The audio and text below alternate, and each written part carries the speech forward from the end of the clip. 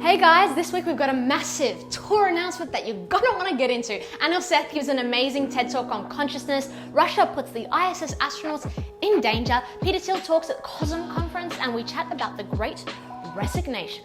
First up, this week we announced our June 2022 live tour with the incredible theoretical physicist Professor Brian Greene. We toured Brian back in 2016 and since then he's done so much, including writing and publishing his best-selling book Until the End of Time and continuing his work as co-founder and chairman of the World Science Festival, where he promotes the joy of science and the arts to the general public.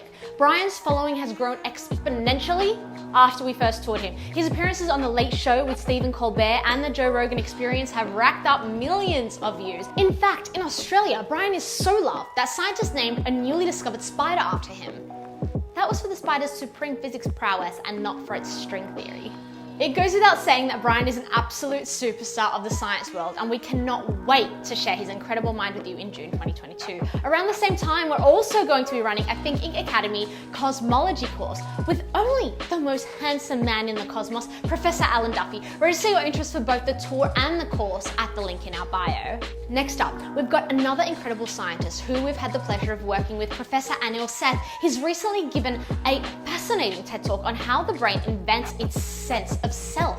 It's part of Anil's groundbreaking theory of consciousness, which he lays out in his latest book, Being You. His theory is that we are feeling machines or beast machines, machines that create consciousness based on sensory input. Take colors, for example. When we see a black cat, in this case my beautiful cat Kendrick, our brains aren't really seeing the color black. Newton discovered long ago that the colors we see are just wavelengths of electromagnetic radiation, which itself is entirely colorless. What happens is that those waves bounce off Kendrick's fur and hit the photoreceptors or cones in our eyes, and that's how we perceive her color. So obviously Kendrick exists regardless of if we perceive her or not, but the way we perceive her is actually just the result of our brains processing the information our eyes receive, and the way we perceive ourselves is not too different. Our sense of self is the result of information processed by our brain, meaning that yes, we exist, but we might not be what our consciousness creates. Is your head hurting yet? On to some space news. Russia is in the bad books with the international space community after conducting a missile test that has been labeled dangerous and irresponsible.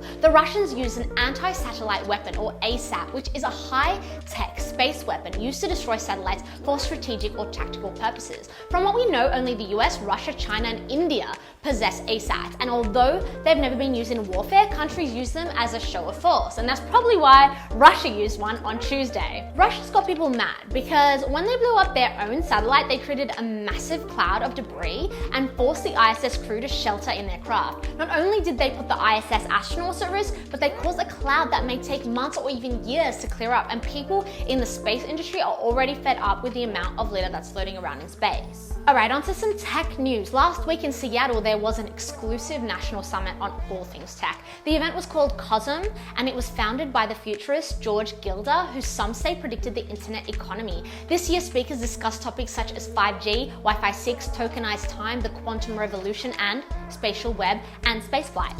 Speakers included Neil Ferguson, the historian and author who wrote The Ascent of Money and member of the new IDW University. They also have Bob Metcalfe, who invented Ethernet, and Kai-Fu Lee, the inventor of AI speech recognition. But maybe the most interesting speaker was Peter Thiel, the billionaire entrepreneur and venture capitalist best known for co-founding PayPal.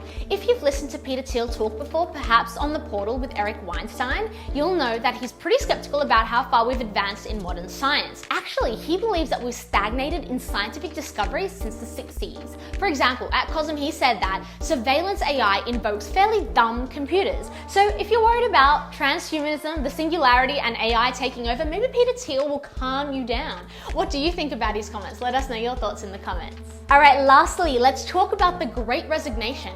It's been seen in other countries, and experts are debating whether it's happening in Australia. In the US, nearly 35 million workers quit their jobs this year. Many people say that it's due to the pandemic shifting their personal priorities and seeking a better work-life balance. It's been a favourable market for employees, with some 10 million job openings and 7 million unemployed people, allowing workers to demand better pay and conditions. Figures from Australia are not so straightforward. Workers still outnumber the jobs, but some industries such as hospitality are really struggling to find enough staff. According to some experts, what we're seeing is not a great resignation, but a great resistance to the idea of returning to the office and the daily commute. What do you think? Did the pandemic greatly shift the way you see your career? Let us know in the comments. Okay guys, that's all I've got for this week. Let us know what we should cover next week, and don't forget to register your interest for pre-sale tickets to see Professor Brian Greene live and our brand new Think Inc. Academy Cosmology course with Professor Alan Duffy. The link's in our bio. See you next week.